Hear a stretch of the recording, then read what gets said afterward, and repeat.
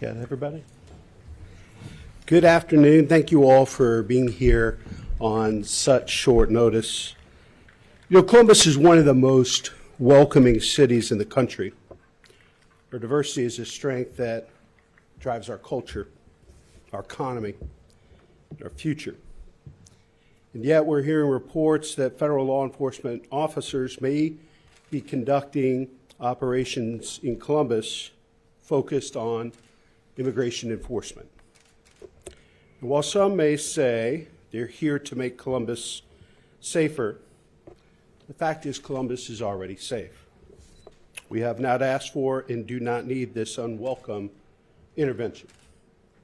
Just last night, Mothers of Murdered Children Columbus gathered its network of partners because we're within reach of realizing the vision of Operation Under Triple Digits, collaborative, community-wide initiative that seeks to push yearly homicides below 100. We're trending in the right direction. Homicides are down 35% from last year, and at the lowest they've been in almost 20 years. Felonious assault cases are down 22%. Non-fatal shootings are down 26%. Car thefts are down 18%. Burglaries down 15%. Felony theft is down 11%.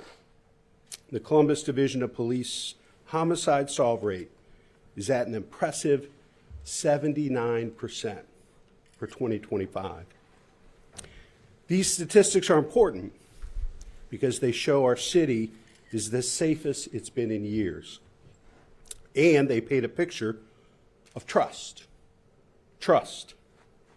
between Columbus residents and law enforcement is the strongest it's been in some time. We are building the rapport between police and residents that we have long sought.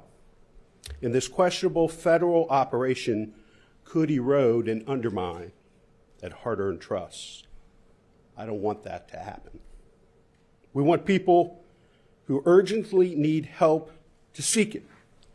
People suffering from domestic violence or witnesses of crime or individuals in need of an ambulance might not call for help because of fear that this operation isn't intended to inspire. This is a situation we want to avoid. Leaders don't create fear. They don't scapegoat vulnerable populations or pit neighbors against one another. They inspire trust, hope, civility, and respect. 2017, I signed and issued an executive order making clear that the City of Columbus resources will not be used to support deportation efforts unless there's evidence of crime having been committed. This means that we will not aid investigations into Columbus residents solely based on their immigration status, and we will not use city resources to apprehend anyone living in our city solely based on immigration status. We will not deny essential services based on someone's immigration status. That means that everyone should continue to feel safe calling Columbus police when help is needed. Our city will not be a vehicle for discrimination or fear. Hatred, xenophobia, and bigotry are not tolerated in Columbus. Not in our government, not in our policing, not in our neighborhoods, and not in our political and public discourse. Intentional international immigrants have accounted for half of our region's population growth over the last 3 years. Between 2020 and 2023, our state's population would have shrunk by more than 70,000 people if it weren't for the arrival of immigrants in our communities. Immigrants, new Americans, refugees, and naturalized neighbors contribute to our economy, our culture, our vibrancy, our safety, and so much more. We are who we are as a community because of our diversity and uniqueness. And I want every one of these valued residents who makes up the fabric of our city, and the many friends and neighbors who seek to support them, to understand your rights and opportunities you have to protect yourself and your neighbors. First, create a safety plan with your family and loved ones. You may be in a situation where you could be without your phone. So memorize emergency contact numbers and identify emergency contacts who can care for your children in an emergency. Carry federal identification when possible. Stay calm and truthful when interacting with law enforcement. Know that you have the right to remain silent. Do not obstruct federal operations, but also know how to call for help from legal aid, community refugee and immigration services, and Columbus Police. And please, do not share or post unverified information to your social media feeds. The present moment is challenging enough. Let's not spread additional fear or misinformation as well. The federal officers operating in our city are not sharing their playbook with us. They have not informed us of where they will be, how long they will be here, or the tactics they will use. My commitment to you is that the City of Columbus and Columbus Police will share the best information we can.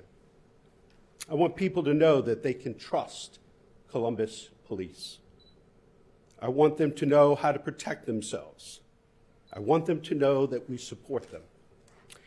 I also do not want to spread unnecessary fear or untrue information.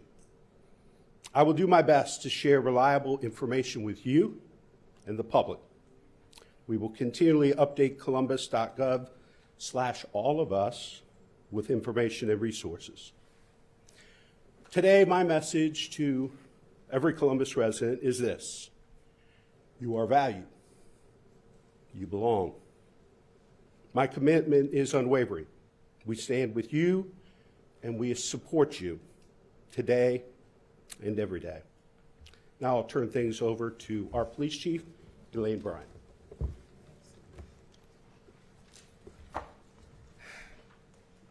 Good afternoon. Columbus is a diverse, welcoming city committed to serving all who live and visit here without regard where you were born. This is our home. This means all of us. We do not want our neighbors living in fear. We don't want anyone in our community to fear calling the police in a time of need. That does not serve public safety. Under the mayor's 2017 executive order, no city resources, including Columbus Police, will be used to investigate residents based solely on their immigration status. The relevant Columbus Police Division directive states, sworn personnel shall not arrest or detain persons based solely on immigration status or for immigration and customs enforcement unless a warrant exists or a criminal violation was observed. We do not provide information to immigration enforcement agents for the purpose of locating a person solely for civil immigration enforcement actions. We do not assist in the removal or transportation of people in immigration enforcement proceedings. We do not self-deploy to any immigration enforcement related events. We do not participate in detaining people solely on immigration status or assist in any civil immigration enforcement actions. We do not escort federal immigration agents to enforcement locations. We do not close streets where there are no traffic or public safety issues. And we do not disrupt members of the public when they are peacefully assembling and exercising First Amendment rights when no threat to public safety exists. We have worked hard to strengthen safety and trust with our community, and the results have been overwhelmingly positive. Violent crime is down significantly with the lowest homicide rates in years, and strong partnerships with our community is the reason for that. This work continues every single day and will remain my commitment to you as long as I am your police chief.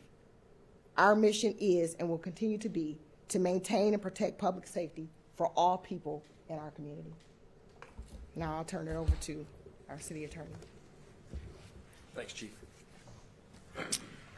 I know that a lot of people in the city of Columbus are concerned, afraid, anxious. And that's why it was important for me to join the elected leadership, the mayor, the city council president and his team, and of course the leadership of the Division of Police, as one city, to send a clear message to all Columbus residents, especially our immigrant friends and neighbors, of how much they are loved and welcomed in the city. And to reiterate and double down on the message that you've heard from Mayor Ginther and Chief Bryant, that the federal operations that are occurring right now are completely separate and not related to any activity at the Columbus Division of Police. For the past 8 years, under the mayor's order, including some laws that were passed by the Columbus City Council, Columbus Division Police are not engaged in immigration enforcement. And we have to hammer that home as a community, that our folks and friends and neighbors in the city of Columbus should trust to call the Division of Police if they need help, if they're in danger. Our officers will respond. They will be marked and identified wearing badges and uniforms, unlike some of the operations that we've seen across the United States and perhaps even including what we're seeing right here in the city of Columbus. But if anyone is witnessing concerning activity, do not intervene directly. We don't want to put yourself at risk. There are non-emergency lines, and of course, if there's an emergency, feel free, always call 911, but non-emergency lines, 311, non-emergency police lines to call to report any sort of suspicious activity or concerning activity that you see. We value everyone in the city of Columbus. I know the pain that people may feel watching the TV, seeing what's going on with ICE enforcement across the country, and now they're maybe seeing it on their social media feeds or on the news here in Columbus. Know that your leadership is standing with you and that we care about you. We welcome you, and you're a valued member of our community. And we'll get through this together in an honest and transparent way by sharing factual information. So let's be good neighbors to one another and share factual information with each other and not share false information that could gin up people's even higher anxiety levels, because we know that there are people that are afraid and concerned. At this time, I'd like to bring up my friend, the City Council President, Council President Harden. Thank you, City Attorney Klein. I want to begin by thanking Mayor Ginther, thanking Chief Bryant and the City Attorney for their leadership and their coordination during a rapidly evolving situation. I also want to thank my colleagues who are able to join us today for their leadership and their conversations and connections with the community over the last 24 hours. Councilmember Nancy Deacauer, Lord Esperosa de Padilla, and Melissa Green. We all share the same commitment to keeping Columbus safe. We all stand shoulder to shoulder with our immigrant and refugee community right now. But I want to recognize another group of folks who are showing leadership as well. That's our residents, our neighborhood leaders, our faith leaders, our small business owners, families, and neighbors who have been organizing since the rumors began and who are looking out for one another throughout the day. In moments like this, their leadership is essential. Getting through a tough time like this will require us to lean on one another in new ways. Mutual aid and community will take on deeper meaning. I'm reminded of the words from 2 Timothy, for God did not give us a spirit of fear, but of love, of power, and of sound mind. Those words matter today. Fear is real, and a lot of our immigrant neighbors are scared right now. But courage is how we respond, and that courage is what will define us. Right now, our neighbors will need us to be brave for them. Some may be unable to work, safely access groceries, or get their necessities. So as we have done before, during moments like the federal shutdown, we will need to rally together and look out for one another. If residents are asking what they can do, the mayor and the city attorney are right. Know your rights.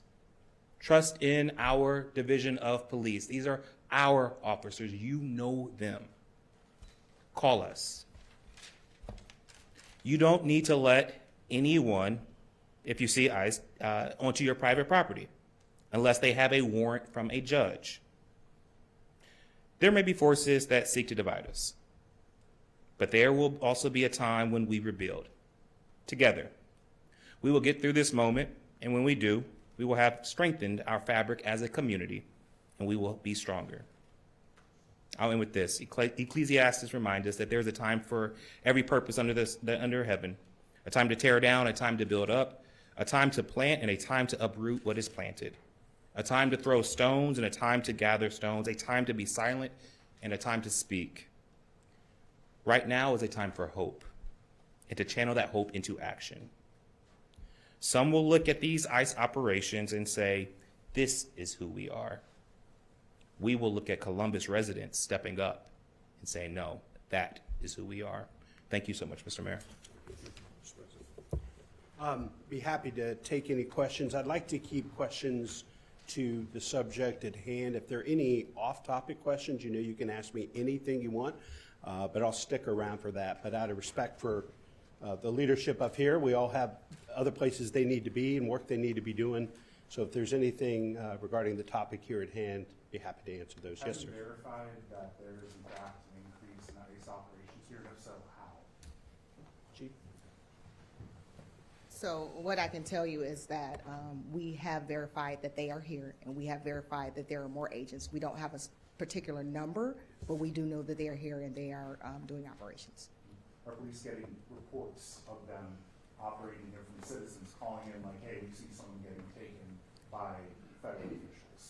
What I can tell you is that we've seen some things on social media. I'm sure as you all have seen things on social media, and we've only actually received, I think, is it 3 calls? 3 calls for service related to ICE. What conversations are you guys having with Homeland Security or our federal partners about the concerns you just outlined, Mayor? Well, I've been in regular contact with the governor. We have not had a whole lot of communication with the federal government about their involvement and what they're up to here, but you know, going to continue to try to work those channels and increase the flow of communication. Is there a plan, though, to talk to the feds about your concerns? Yes. What kind of questions can somebody ask if an agent or agents approaches them? What kind of legal questions, just so they don't obstruct, but also they protect themselves? City Attorney, you want to take that one? I think the best way to handle that question is my understanding that the city of Columbus has put up on the columbus.gov, the website that the mayor mentioned, a Know Your Rights portfolio of a series of questions. I don't want to get into any specific like hypotheticals, but I would direct everyone, whether it's the City of Columbus page or Legal Aid, there's a lot of Know Your Rights information flowing out there to find a verified trusted source like the City of Columbus and read up on what those are so that you're well informed. Quick follow-up Sure. on that. If somebody's showing you an administrative warrant versus a judge's warrant, how do people recognize the difference? Yeah, again, those are questions that I don't feel comfortable answering as the city attorney advising everybody in the city of Columbus, but I will say that if a criminal warrant will be signed by a federal judge or a local judge, and that it should state why the warrant is being executed, it should be, like I said, signed by a court of a competent jurisdiction, whether that's a federal court or a common police court, signed by a judge and outlining why they're there for an arrest, versus a civil warrant would be signed by an administrative judge, which is a different type of judge. So you got to look at the paperwork that's being provided to see if it's criminal or civil. Chief Bryant, or Mayor Ginther, either word. We know nationwide some officers and sheriff's deputies are being recruited by ICE to help with immigration enforcement, like to be hired by the DHS. Are you seeing that here in Columbus with CPD officers? No, we have not seen any of our officers being approached that we know of as it relates to being hired or being employed by any federal ICE immigration or anything like that. So our officers are, I think, pretty happy with with the job that they have right now. You all spoke to Columbus Police and how you guys help ICE. What do you know about the Franklin County Sheriff's Office or the Ohio State Highway Patrol? Are they doing stuff? Unfortunately, I can't speak for Sheriff Baldwin or Colonel Jones, so that would be a question that you would have to ask them. I'd refer back to, I think it's columbus.gov. Is it All of Us? That's the website for additional information regarding some of the questions you asked. And I'd encourage people to call Legal Aid for that type of specific legal advice. Louis? Yeah. If you're getting a phone call about an ICE raid, how does CPD respond to that situation? So again, like we talked about, we do not engage with ICE solely for the purpose of immigration. If there's a call related to violence that is occurring, if there's a call related to some criminal activity, an active criminal warrant, then we will respond accordingly. But we do not engage or participate in any ICE operations. The president has been critical of other cities that have kind of not refused to cooperate or just said that we're not helping ICE. Do you expect any pushback for all of you guys speaking out today? And if so, how do you speak to that? I don't think, this is a safe and welcoming community.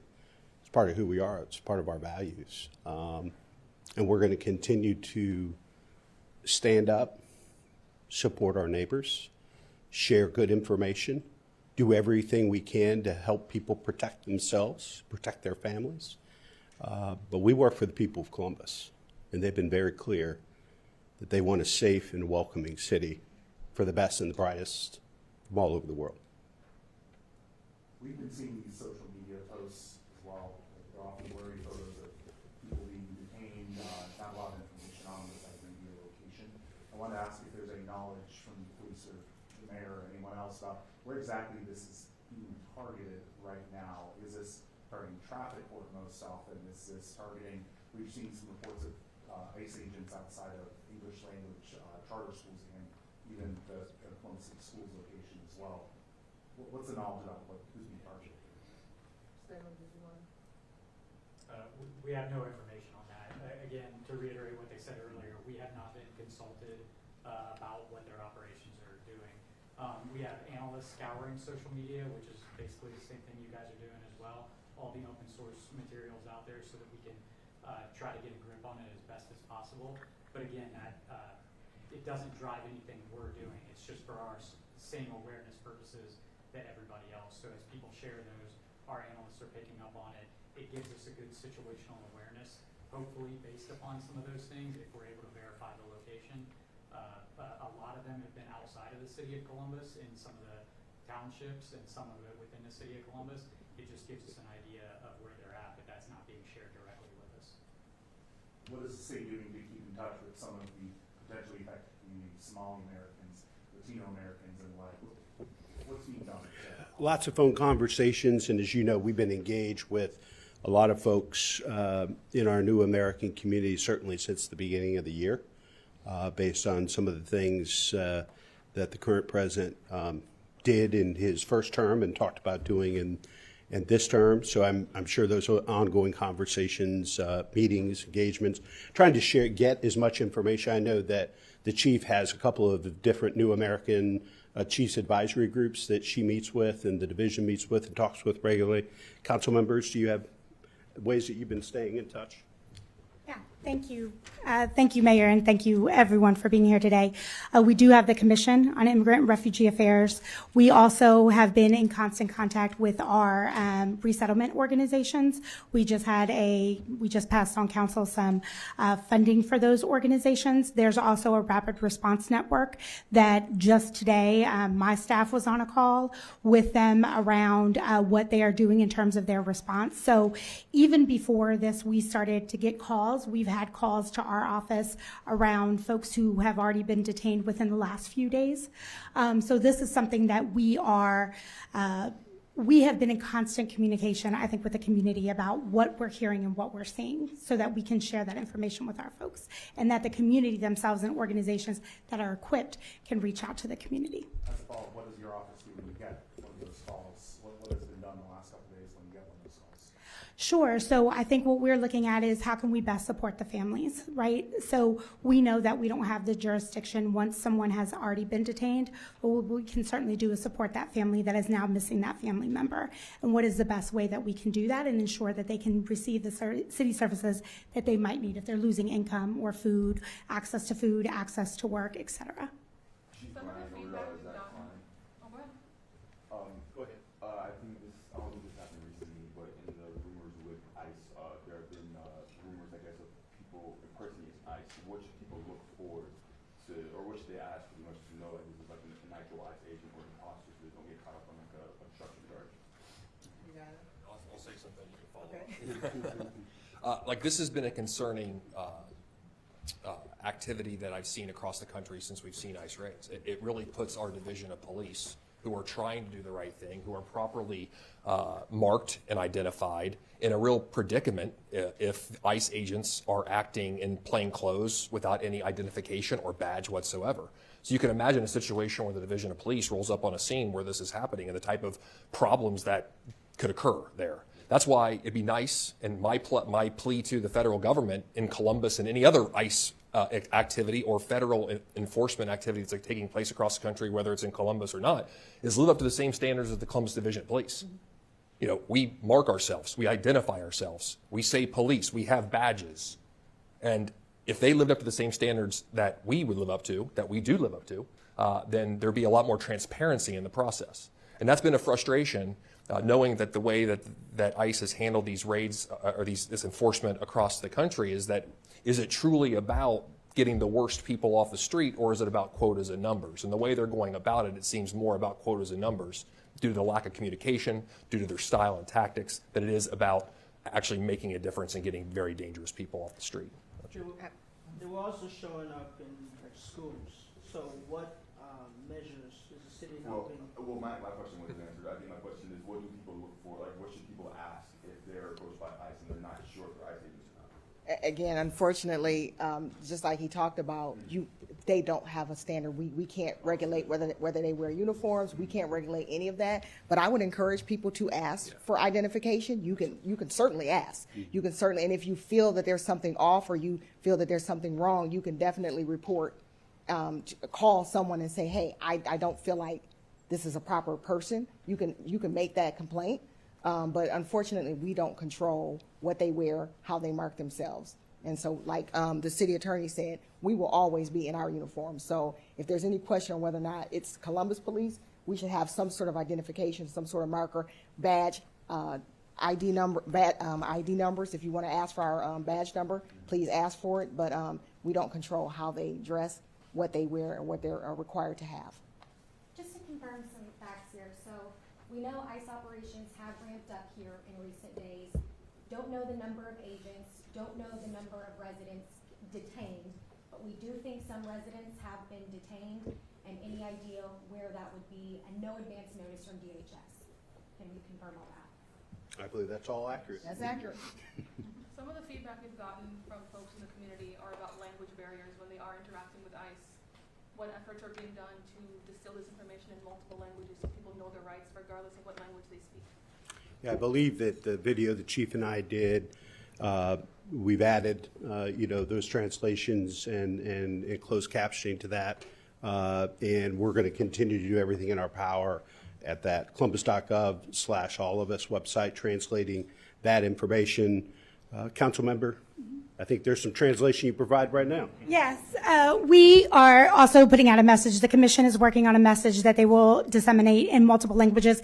The other thing that I would highly encourage folks is that we saw red cards. Folks know what those are. They're available in multiple languages. We're working with our agencies now to ensure that they have them, that they can share them. One thing that I will say to community members that is imperative is that they should not sign anything if they don't understand what is happening. They should not sign things. They should remain silent until they have a proper legal representation, because that's where we have found that folks have gotten hemmed up, right? They're signing something, they don't understand what it means, and that could be detrimental to them in the future and detrimental to their case. So ensuring that you know your rights and having those red cards are imperative. I know that there's several organizations right now that are disseminating that on channels like WhatsApp, which is where we know most of our immigrant and refugee community communicates, on Facebook, that's where most folks live, on other social media channels. Those pieces of information are going out. If folks have questions, they also feel free to contact us, to contact the commission as a sounding board where we can disseminate that information. The last thing I want to say, if I just have just a moment, is I just want to talk to our community, because I think we've been talking to them, but more directly, I know that folks are scared. We're heading into the holiday season. This was deliberate. This is when people knew you would be out buying your holiday meals, buying holiday presents. Kids are about to be out of school. I think that this is a time for the community. If you don't feel safe, you should not leave your home. And it pains me to say that, but folks should ensure that if they're leaving, they understand what the risks are, They understand what their rights are. And I think, again, to the point that Council President made before, if you really want to be an ally, then knowing the rights of your neighbors, knowing how you can best be an ally to protect them, knowing what those red cards say. And that's incredibly important at a time like this when folks are so scared, because this isn't just about an immigrant and a refugee. This is also about you. Martin Luther King said, a threat to justice anywhere is a threat to justice everywhere. This is a disruption for our entire community. At a time when we should be celebrating and coming together as a community, we're coming together under circumstances that nobody wanted. And so just ensuring that folks really understand who they can call and what they can do, and that this is a safe place for them. And this is really what this press conference is about today. If they need one of those cards, where do we send them? Red cards. I'm sorry, say that If they need again? a red card, where do we send folks if they need a red card? Folks can look at any of our resettlement organizations. They can look at, those are being disseminated in in refugee businesses, I know right now. There's an effort to get that out. Again, I would look at, we can also share information online of where folks can find them. Mayor Ginther, Chief Bryant, would you all call these raids or operations? How are you defining what you're seeing? Based on the limited information we have right now, we're looking at them as operations. But again, that's fluid. Anything can change, but we don't have limited information. We're not being directly contacted. All we can go off of is based on the information that we're able to get from our analysts and the stuff that we're gathering. So. And how does that make you all feel that you're not being contacted, that you didn't get advance notice? Obviously, it's not a good place to be in. Anytime that anyone is doing something in the city, we should be notified. We would love to know what's going on. But then again, we talk about the fact that we don't work collaboratively with them. We're not going to be part of their operations. And so we're going to continue and remain focused on making sure that we keep our community safe and make sure we're responding to our residents in the way that we're supposed to. I think the only thing I would add is we've been in contact with a lot of mayors and chiefs and law enforcement and city attorneys around the country. Sometimes these operations have evolved and changed over time. So we're sharing the best information we have with you about what we've seen and heard in the last 24 hours or so. But we should assume if it is similar to other places around the country, it may change. The federal government have said that if cities fail to compel or help federal ICE, there could be a potential criminal charges. What is the city response to that? Well, I would just say that this city has said over and over and over again, and the people of this city, that we want and believe that we should be a safe and welcoming city for all. I'll let the city attorney speak to this, but I think based on everything that we have in place, we don't believe that we're in any violation of any federal executive order or law. City attorney? Mayor hit the nail on the head. Everything you've heard today is in complete compliance with federal law. We don't feel like we're putting anything in jeopardy, by saying and doing that the Columbus Division of Police are not federal immigration law enforcement officers. It's consistent with federal law. It's been pled in federal court in some of our cases that we have filed, and we will continue to maintain that legal posture for the best interest of the Division of Police, for public safety, and for the citizens of the city of Columbus. And one more question. There's been ICE activities at school. What message would you sort of give to school districts in terms of how to respond to that? Because there was a lot of parents that chose. Yeah, we're organizing other public entities and interested parties. As was mentioned here, some of these operations have been in townships and suburban communities, as well as the city of Columbus. And so we're going to be working together to share information, best practices, and sharing as much insight and information as it develops and as things happen with suburban partners, with the county, with the townships, but also the school districts as well, because we know that there are a lot of families in fear right now about sending their kids to school, about going to parent-teacher conferences, about engaging with the schools and other entities, and we need to do everything we can to protect people. One last question.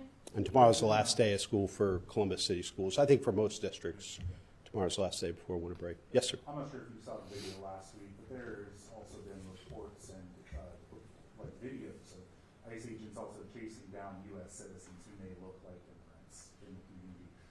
Mostly for the city attorney, but maybe financiers as well. What's your advice, legal advice to US citizens who may be racially profiled and targeted in some of these cases? Well, I don't think we're in a position to provide specific legal advice on videos that we haven't seen or witnessed.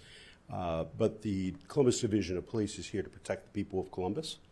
And if there's anything where folks have been victims of crime, mistreatment, harassment, intimidation, and I don't care who's conducting it, folks ought to call the Columbus Division of Police, and we'll take it from there. Thanks, everyone. Mayor will stick